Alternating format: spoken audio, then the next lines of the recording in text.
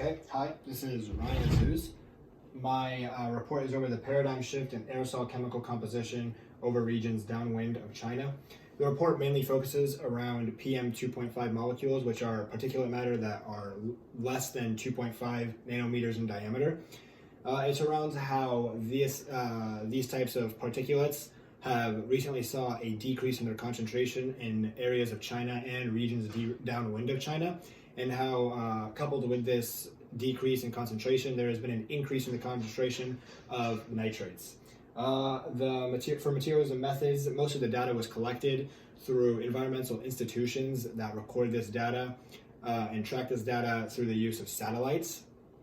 For our areas where this data wasn't available, like the Fukui Islands, which are remote islands in Japan, they used the ACSM quadruple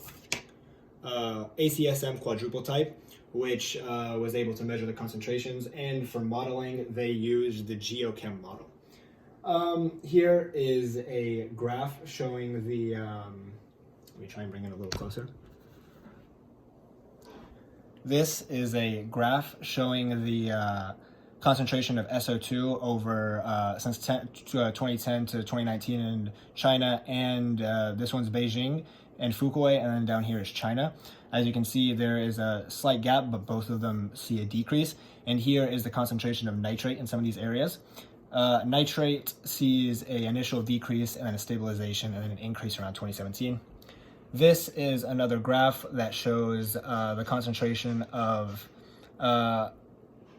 NOx and SO2, and how in years where this was where they had a high concentration, like in 2018, there was a very low concentration of NH4, which is a molecule necessary to make nitrates, and then vice versa in other years. This is shows NO4 and NO3, which are PM 2.5 molecules, and shows how when one increases, the other increases. This is in Fukui, and this is in various other regions.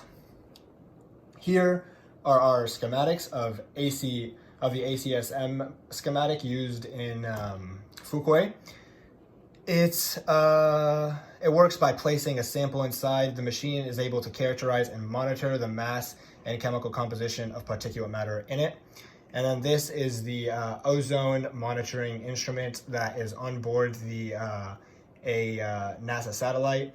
It uses, it's a visible and ultraviolet spectrometer, so similar to the ones that we use in our class. It uses light to measure the concentration of the atmosphere, of different particulates in the atmosphere.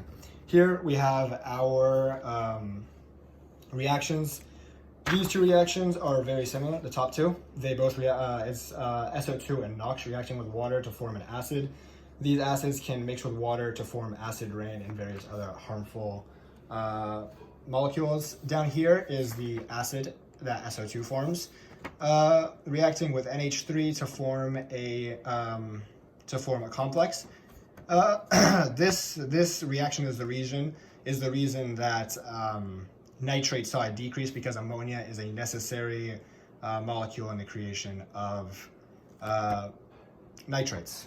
So, in the conclusion, in a environmental sense, nitrates are very important to the environment, and that they are used by plants for various structural reasons and to work and for their diet to create sugar in photosynthesis. And in terms of SO2 and NOx, alone they are very harmful because they can create acid rain, which can raise pHs of bodies of water or decimate various other ecosystems. And for that reason, they're very dangerous, and this decrease in their concentrations is overall very good.